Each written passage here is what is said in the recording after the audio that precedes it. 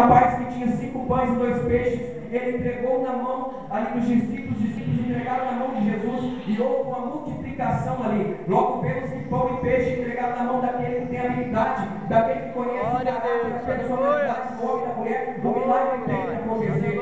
Então, irmão, que eu disse para você aqui, não fique com o pão na sua mão, lance o pão na presença do Senhor. Pastor, mas o que é o pão? Talvez o pão nessa noite significa a tua oração, talvez o pão nessa noite significa a tua comunhão com Deus. Quanto tempo você talvez não tem dobrado o seu joelho para dizer palavras bonitas ao Senhor? Preste atenção, você vai entender o que eu estou dizendo. Muitas das vezes nós prostramos o joelho diante do Senhor e começa a vir o sono. Muito bem, para nós vermos um programa, para assistir um DVD, a hora passa 4 horas, 5 horas, passa rapidinho, mas para você orar ao Senhor Jesus, para você ler a palavra, basta você pegar ela e abrir, você já começa a ficar piscando. Mas eu profetizo que todo espírito que está provocando isso, a distração na vida do homem e da mulher, vai ter que sair nessa noite. Aqui não tem lugar para Satanás, irmão. Aqui nós temos um Deus poderoso, aquele que é o pão da vida, que desceu do céu e que nesta noite está aqui.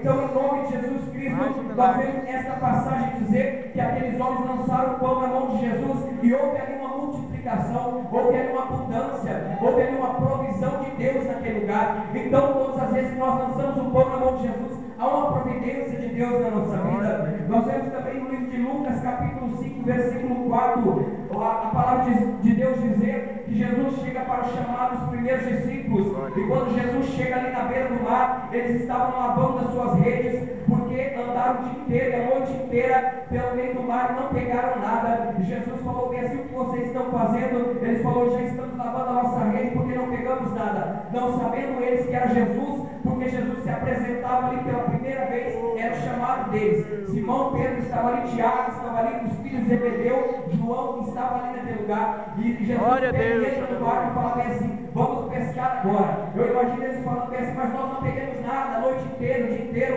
Jesus falou: mas vamos pescar agora, eu vou ensinar como vocês vão pescar. Quando eles entram no barco, não precisou ir muito longe, Jesus falou: lança a rede, e todos lançaram a rede. A Bíblia diz que eles não conseguiram arrastar e a rede começou a se romper. Então logo vemos que Jesus e a água ali tem poder, e depois Jesus fala bem assim: eu sou a água, aquele que beber jamais terá sede. Então nós vemos que a água ali não era natural. Jesus mandou, ordenou, eles obedeceram. Então quando Jesus mandar você fazer, você faça. Quando Jesus mandar você fazer, você obedece. Ah, mas eu não consigo pregar para aquele rapaz, porque ele é um ex-drogado, porque ele ainda fuma, porque ele ainda pratica idolatria. Fale de Jesus para ele, ele vai se converter, irmão. Glória a Deus. Para ele, você tem argumento na Bíblia Sagrada, você conhece a palavra do Senhor. Então por que você não pregar para essas pessoas? Deus te escolheu. Deus não escolheu você só para ficar sentado aí olhando, não. Deus te escolheu para frutificar e vencer na face dessa terra. Talvez você já recebeu palavras negativas de pessoa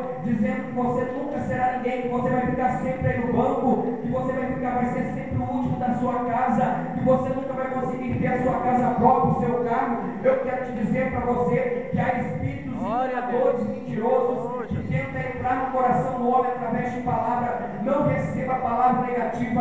A Bíblia diz no livro de Apocalipse, se você deve analisar as profecias e pegar o que é bom para você, nem profecia negativa não aceite, porque assim a palavra de Deus nos ensina. Então nós devemos ser sábios na presença do Senhor. A Bíblia também diz lá no livro, onde o irmão citou aqui, livro de João, capítulo 6, 35, Jesus dizendo que Ele é o pão da vida, que quem vem a Ele jamais terá fome, quem vai a Ele jamais terá sede, porque também Ele é a água. Então nós sabemos que Ele é a água, que Ele é o pão. Então quando nós vemos a passagem deste versículo, lá em Eclesiastes capítulo 11, dizendo, ali o Salomão falando: lança o teu pão sobre as águas, porque depois de muitos dias você vai encontrar. Talvez esses dias que Salomão falou não era simplesmente um mês, não era simplesmente um ano, não era simplesmente algumas décadas. Talvez isso que Salomão falou é algumas gerações que ele estava dizendo. Logo nós sabemos que a palavra profética, ela tanto pode cumprir amanhã, como pode cumprir daqui a 20 anos, como foi na vida de Abraão, como pode cumprir daqui a 30, 40, enquanto o homem estiver na terra. Se ele não receber, o filho vai receber. Se o filho não receber, o neto vai receber. E se o neto não receber, o bisneto vai receber. A palavra que Deus lançou na minha vida, sendo como forma profética na sua,